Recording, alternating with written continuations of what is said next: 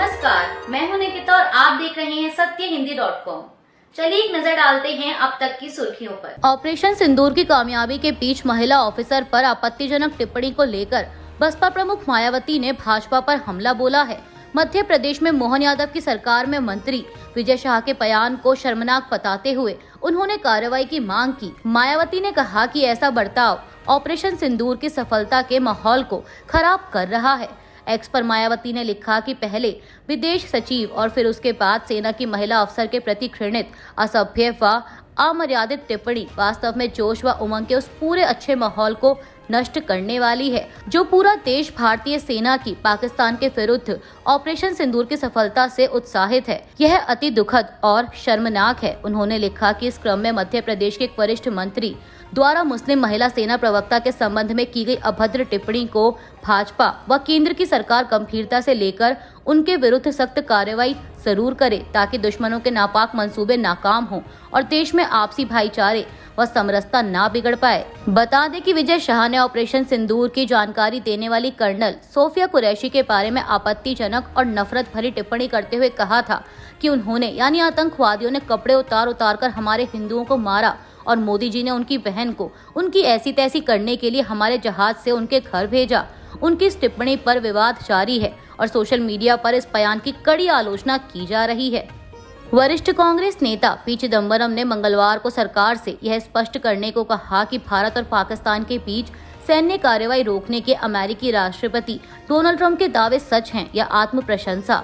इसके साथ ही उन्होंने सवाल किया कि क्या भारत ने ऑपरेशन सिंदूर में विमान खोए थे। पीटीआई को दिए एक इंटरव्यू में पूर्व केंद्रीय गृह मंत्री ने इस बात पर चिंता व्यक्त की कि पाकिस्तान और पाकिस्तान के कब्जे वाले कश्मीर में आतंकी बुनियादी ढांचे पर 7 मई को भारत द्वारा किए गए हमलों के बाद कोई भी देश खुलकर भारत के समर्थन में नहीं आया और कहा कि इस्लामाबाद को चीन का समर्थन भी चिंता का विषय है। भारत और पाकिस्तान के बीच शत्रुता को रोकने और परमाणु युद्ध को रोकने के ट्रंप के दावों को बहुत ही पेचीदा बताते हुए कांग्रेस नेता ने कहा कि भारत सरकार को दावों पर स्पष्टीकरण देना चाहिए। अमेरिका के राष्ट्रपति डोनाल्ड ट्रंप ने मंगलवार को भारत और पाकिस्तान के सीज फायर में अमेरिका की भूमिका को फिर दोहराया है। सऊदी अरब पहुंचे राष्ट्रपति ट्रंप ने रियाद में आयोजित सऊदी अमेरिका इन्वेस्टमेंट फोरम को संबोधित करते हुए भारत पाकिस्तान का जिक्र किया और कहा कि उस संघर्ष में लाखों लोग मारे जा सकते थे। ट्रंप ने कहा कि मेरी सबसे बड़ी आशा है कि मैं शांति स्थापित करने वाला और लोगों को जोड़ने वाला बनूं। मुझे युद्ध पसंद नहीं है। उन्होंने कहा कि कुछ दिन पहले ही मेरे प्रशासन ने भारत और पाकिस्तान के बीच बढ़ती हिंसा को रोकने के लिए एक ऐतिहासिक युद्ध विराम कराने में सफलता पाई है। मैंने इसमें व्यापार का भरपूर इस्तेमाल किया। मैंने कहा चलो समझौता करते हैं, व्यापार करते हैं। परमाणु मिसाइलों का व्यापार ना करें बल्कि उन चीजों का व्यापार करें जिन्हें आप इतनी खूबसूरती से बनाते हैं। संयुक्त राष्ट्र महासचिव एंटोनियो गुटेरेस के प्रवक्ता ने कहा कि भारत और पाकिस्तान के बीच शत्रुता समाप्त करने के लिए समझौते पर पहुंचने के बाद हम बेहतर स्थिति में हैं और उम्मीद जताई कि दोनों देश अपने लंबित मुद्दों से निपटने के लिए इसका उपयोग करेंगे। महासचिव के प्रवक्ता स्टीफन दुजारिक ने मंगलवार को दैनिक प्रेस वार्ता में कहा कि युद्ध विराम कायम है। मुझे लगता है कि हमने देखा है कि हम पहले की तुलना में बेहतर स्थिति में हैं। हमें उम्मीद है कि युद्ध विराम कायम रहेगा और हमें उम्मीद है कि दोनों पक्ष अपने बीच लंबित कई मुद्दों से निपटने के लिए इसका उपयोग करेंगे। पाकिस्तान ने मंगलवार देर रात को भारत पर जवाबी कार्रवाई करते हुए इस्लामाबाद में मौजूद भारतीय उच्चायोग के एक कर्मचारी को पर्सोना नॉन ग्राटा यानी अवांछित व्यक्ति घोषित कर दिया है। बता दें कि इससे पहले भारत ने भी मंगलवार को नई दिल्ली में मौजूद पाकिस्तान उच्चायोग में एक पाकिस्तानी कर्मचारी को अवांछित घोषित कर दिया था। भारतीय विदेश मंत्रालय की ओर से जारी बयान के मुताबिक अधिकारी को 24 घंटे के अंदर भारत छोड़ने के लिए कहा गया। इसके जवाब में पाकिस्तानी विदेश मंत्रालय ने भी एक बयान जारी कर कहा कि पाकिस्तान सरकार ने इस्लामाबाद में भारतीय उच्चायोग के एक कर्मचारी को पर्सोना नॉन ग्राटा घोषित कर दिया है। अधिकारी को 24 घंटे के अंदर पाकिस्तान छोड़ने का निर्देश दिया गया है। भारतीय विदेश मंत्रालय के प्रवक्ता रणधीर जायसवाल ने माना कि पाकिस्तान के खिलाफ सैन्य संघर्ष के दौरान भारत लगातार अमेरिका के संपर्क में था, लेकिन इस दौरान ट्रेड को लेकर कोई बातचीत नहीं हुई। वीकली मीडिया ब्रीफिंग में जायसवाल ने कहा कि 7 मई से 10 मई तक भारत और अमेरिका के नेताओं के बीच बातचीत हुई थी, लेकिन ट्रेड को लेकर कोई बात नहीं हुई। आपको बता दें कि भारत और पाकिस्तान के बीच 4 दिनों तक चले संघर्ष के बाद शनिवार यानी 10 मई को अमेरिका के राष्ट्रपति डोनाल्ड ट्रंप ने दावा किया था कि अमेरिका की मध्यस्थता के बाद भारत और पाकिस्तान संघर्ष विराम के लिए तैयार हो गए। उन्होंने पाकिस्तान के खिलाफ सैन्य कार्रवाई रोके जाने का सिलसिलेवार ब्यौरा दिया। जायसवाल ने कहा कि भारत ने 6 और 7 मई की दरमियानी रात को पाकिस्तान स्थित चुनिंदा ठिकानों पर हमले किए। ये वही आतंकी ढांचे थे जहां से प्रशिक्षित आतंकवादियों ने भारत और दुनिया के कई हिस्सों में निर्दोषों की हत्या की। उन्होंने कहा कि 10 मई की सुबह जब भारत ने पाकिस्तान के कई एयरबेस को निशाना बनाते हुए बर्बाद किया, इसके बाद भारत के विदेश मंत्रालय को पाकिस्तान हाई कमीशन से 12:37 पर रिक्वेस्ट आई थी। पाकिस्तान DGMO की तरफ से हॉटलाइन पर कोशिश की गई, लेकिन तकनीकी वजहों से हॉटलाइन में दिक्कतें आ रही थीं। इसके बाद इन दिक्कतों को दूर किया गया और 3:30 पर दोनों देशों की DGMO के बीच बातचीत हुई। जायसवाल ने ट्रंप के इस दावे को खारिज करते हुए कहा कि अमेरिका के साथ पाकिस्तान सैन्य संघर्ष विराम करने या मध्यस्थता को लेकर कोई बातचीत नहीं हुई है।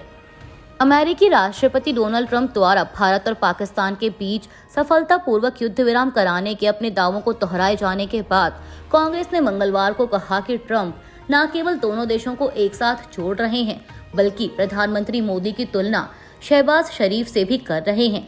कांग्रेस प्रवक्ता पवन खेड़ा ने सऊदी अरब में एक कार्यक्रम के दौरान ट्रंप की नई टिप्पणियों की क्लिप शेयर करते हुए कैप्शन में लिखा कि अमेरिकी राष्ट्रपति ने फिर कहा कि मैंने उनके बीच सौदा करने के लिए व्यापार का इस्तेमाल किया और वे सहमत हो गए। डोनाल्ड ट्रंप न केवल भारत को पाकिस्तान के साथ जोड़ रहे हैं, बल्कि वे प्रधानमंत्री मोदी की तुलना शहबाज शरीफ से भी कर रहे हैं। भारत ने मंगलवार को स्पष्ट किया कि पहलगाम आतंकी हमले के बाद पाकिस्तान के खिलाफ घोषित कूटनीतिक और आर्थिक प्रतिबंध अब भी प्रभावी हैं। इनमें सिंधु जल संधि का निलंबन भी शामिल है। विदेश मंत्रालय के प्रवक्ता रणधीर जायसवाल ने कहा कि भारत तब तक सिंधु जल संधि को लागू नहीं करेगा जब तक पाकिस्तान आतंकवाद को समर्थन देना पूरी तरह बंद नहीं कर देता। उन्होंने कहा कि यह संधि सद्भावना और मित्रता की भावना में हुई थी, लेकिन पाकिस्तान ने सीमा पार आतंकवाद को बढ़ावा देकर इन सिद्धांतों को ताक पर रख दिया। रणधीर जायसवाल ने पाकिस्तान के विदेश मंत्री इसहाक डार के उस दावे का भी जवाब दिया जो उन्होंने CNN को दिए एक इंटरव्यू में किया था कि पाकिस्तानी सेना ने भारतीय सेना को हराया। जायसवाल ने कहा कि पिछले हफ्ते ऑपरेशन सिंदूर के तहत बहावलपुर, मुरीद के मुजफ्फराबाद और अन्य स्थानों पर स्थित पाकिस्तान के आतंकी केंद्रों को नष्ट कर दिया गया। इसके बाद हमने उनकी सैन्य क्षमताओं को काफी हद तक कमजोर कर दिया और उनके प्रमुख हवाई अड्डों को निष्क्रिय कर दिया।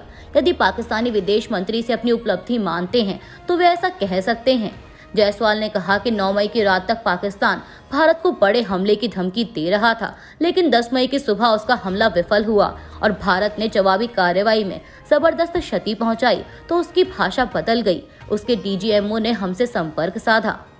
भारत ने बुधवार को अरुणाचल प्रदेश में कुछ स्थानों के नाम बदलने के चीन के प्रयासों को सिरे से खारिज करते हुए कहा कि इस तरह के बेतुके प्रयासों से इस अस्वीकार्य वास्तविकता में कोई बदलाव नहीं आएगा कि यह राज्य हमेशा भारत का अभिन्न अंग रहा है और रहेगा।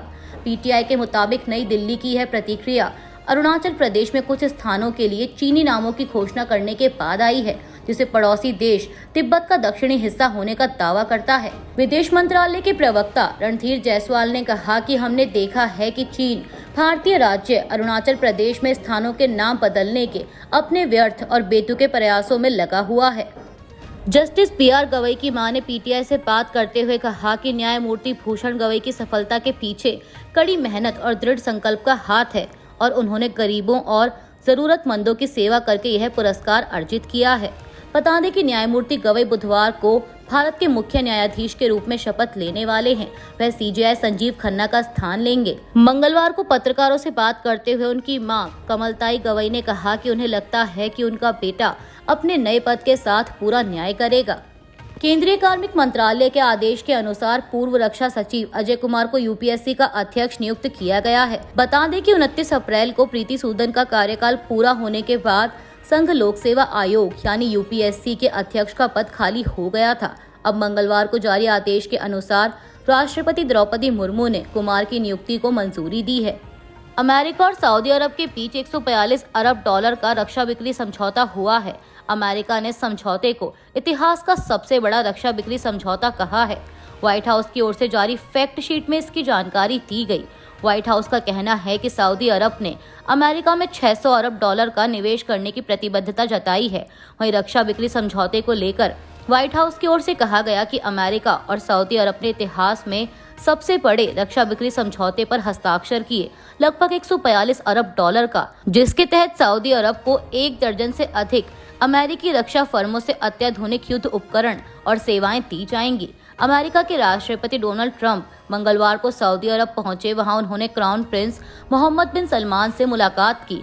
ट्रंप सऊदी अरब, कतर और यूएई की 4 दिवसीय यात्रा पर निकले हैं। ये ट्रंप के दूसरे कार्यकाल की पहली बड़ी कूटनीतिक यात्रा है। अभी के लिए बस इतना ही। बाकी की खबरों के लिए बने रहिए सत्यहिंदी.com के साथ।